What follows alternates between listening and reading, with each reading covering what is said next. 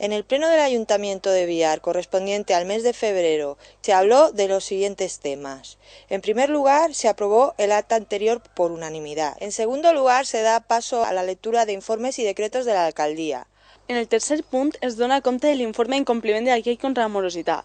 Per part dels tres grups representants del ple es dona el vist i el pla d'honor compte.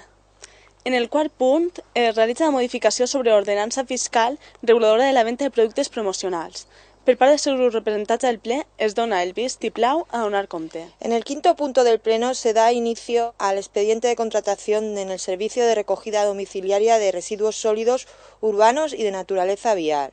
En principio se trata de una contratación por 10 años, prorrogable a 2 años más. Desde el Grupo Socialista, en voz de la concejala Asun Gregori, advirtió que había 2 informes desfavorables y acusó al equipo de gobierno de inoperante y mal gestor, y que la contrata se debería haber hecho antes de acabar el año y no hacerlo ahora deprisa y carrera y sin ajustarse a la ley.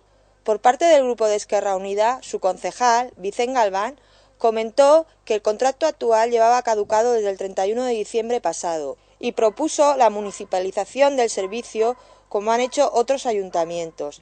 Finalmente, desde Izquierda Unida se avisó que también se votaría en contra. Per part del grup popular, el seu portaveu, Cristóbal Molina, va qualificar les intervencions de l'oposició d'àmplia exposició. També va observar la proposta del regidor d'Esquerra Unida, però va afirmar que per a l'equip de govern municipal allò més important és no tocar les taxes de la brossa que la ciutadania havia de pagar. Es va decidir no votar i esperar el proper ple per aclarir la correcció i legalitat del ple de condicions. En el sexto punto del pleno se trata la moción de Esquerra Unida del País Valencia en contra del copago por parte de personas discapacitadas y dependientes. Finalment la moció no va eixir avant, ja que tot i que Esquerra Unida i PSOE votaren a favor, els vots en contra del PP no ho permeteren. En el séptimo punto del pleno tenemos la moción del PP con motivo del Día Internacional de la Mujer. Finalment la moció es va aprovar amb els 6 vots a favor del PP i els 5 vots en contra de l'oposició.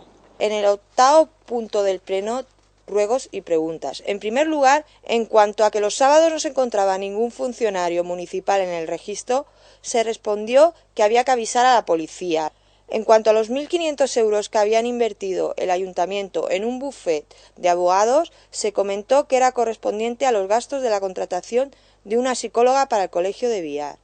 En cuanto a los lotes comprados el 12 de diciembre, se respondió que correspondían a la obra social de la Caixa.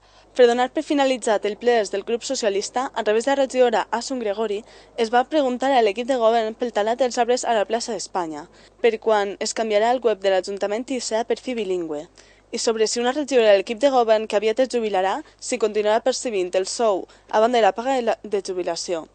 També sobre la instal·lació de les plaques solars al terme municipal del poble, ja que les empreses han demanat una pròrroga i, segons el regidor, és un fet molt important per al poble. En el noveno punto del pleno se trata de la participación pública. Una vez terminado el octavo punto del pleno, ruegos y preguntas, la alcaldesa Madalena Martínez dio paso al punto de participación ciudadana, que fue convocado por la plataforma Recuperación de Urgencias 24 Horas Biar, por lo que asistieron unas 50 personas.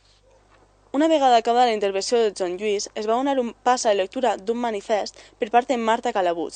En el manifest es va fer al·lusió al descontent de la gent de Biar amb el tancament de les urgències 24 hores, així com es va reivindicar que Biar era l'únic poble valencià sense servei d'urgències nocturnes. Después de la lectura del manifiesto, la oposición dio su apoyo al mismo, así como parte del Grupo Popular.